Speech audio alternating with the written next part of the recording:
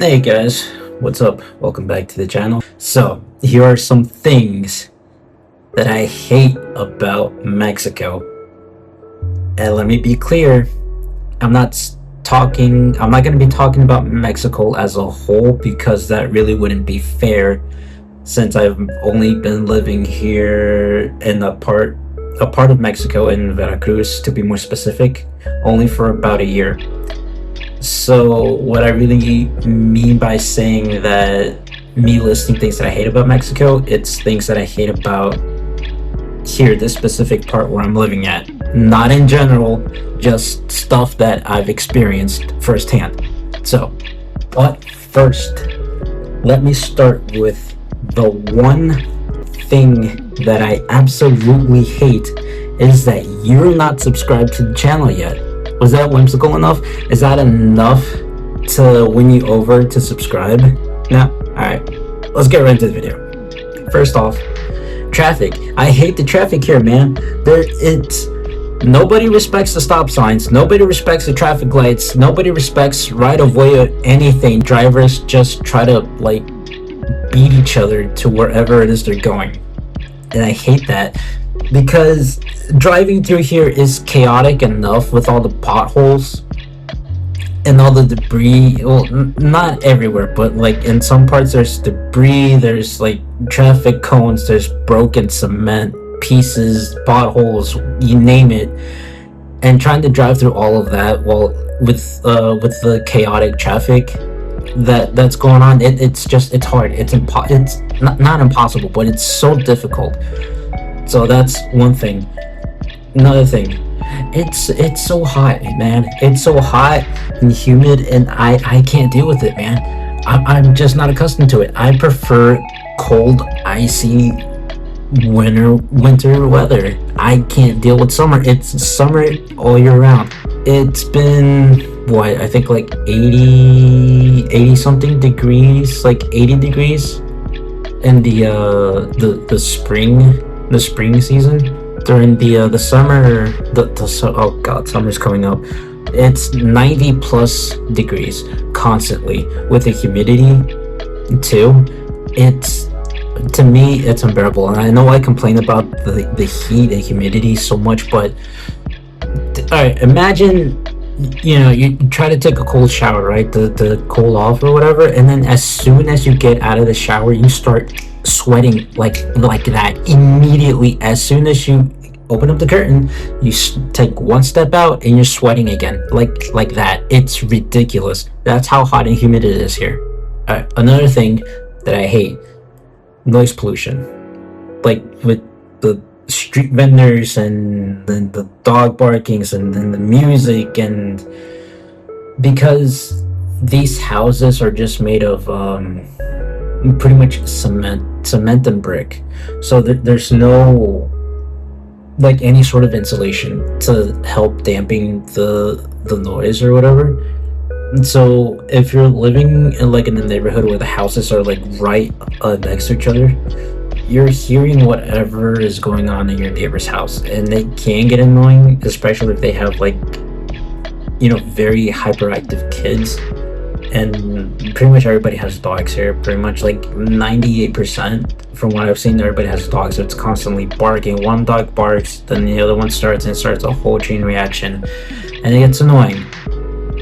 See, during the day it's really not that big a deal because everybody's active during the day, but when it's midnight, 1-2 in the morning, it gets ridiculous, especially during weekdays. Weekends I'll give it a pass, sure, because that's when everybody's more family time, friend time, on the weekends and stuff. But during the weekdays, come on, it just gets annoying to a point. Another thing, the bureaucracy here, it's ridiculous how dealing with government services is so slow and overly complicated, where it doesn't really need to be, right? So one example, when I first arrived in Mexico, I had to get what was pretty much a state ID kind of thing, I guess. I don't really know what to compare it to, but called the INE, right? So you need that to pretty much do anything, for applying for a job, you need that as your identification sort of thing. Opening a bank account, you name it, right?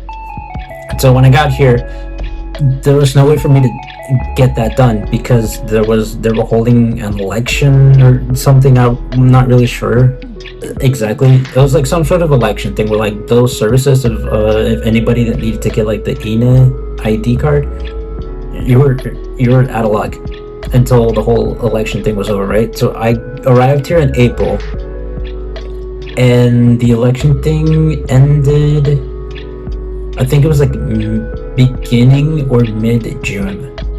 So it was end of April, so it was pretty much about a month and a half where I couldn't get that thing. So I was stuck at my dad's house, not being able to work, not being able to open a bank account or do anything. Getting my motorcycle driver's license thing, right? I can do that, and it's ridiculous how that works. Back to the traffic and the driving kind of thing. So like I don't have this in the list, it's just coming off the top of my head, but I don't know, I could be in the minority saying, but I really don't like that they'll just give a driver's license to anybody.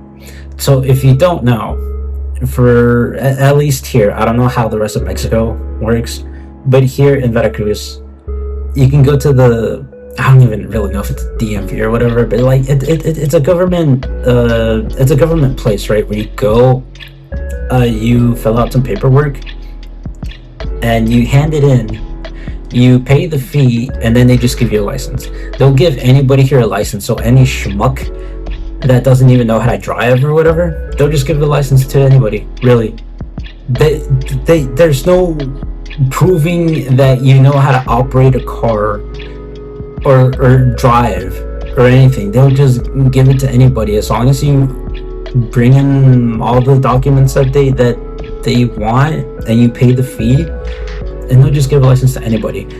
And I don't like that idea because how chaotic traffic already is, and then like these people that I don't even know if they really know how to drive for real, they're allowed to be out there, and that's kind of scary to me sometimes. So every time like I'm on my motorcycle in traffic, I am extra cautious because riding around in a motorcycle is like risky enough already, especially with this traffic.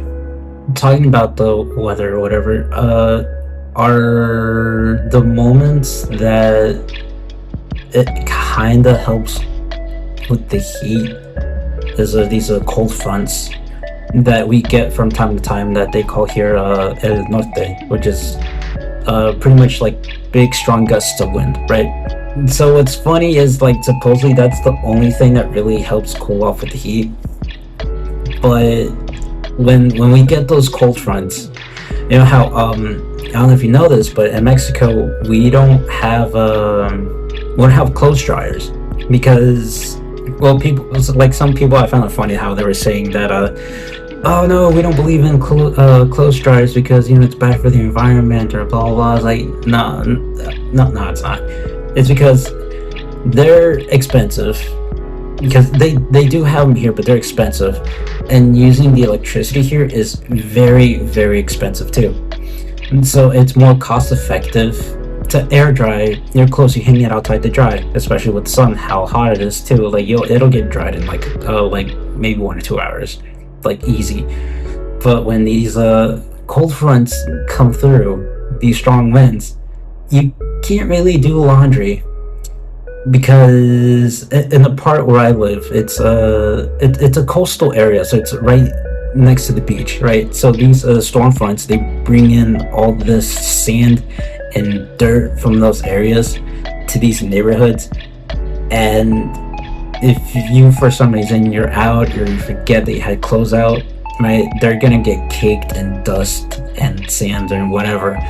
And these plants nearby that they have like these I don't know how to really describe it, but like these like type of pollen kind of thing where like it gets on your skin and it starts itching like crazy, So if you have your clothes hanging out, you're gonna have to wash them again, or take the risk of putting the clothes on and then being itchy for like the next 2-3 days, and it's But yeah, anyways, those are some things that I don't like about Mexico, at least.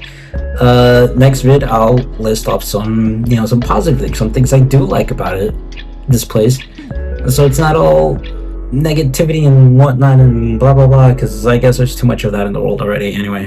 So thanks for checking the video out. I'll see you guys in the next one. Peace.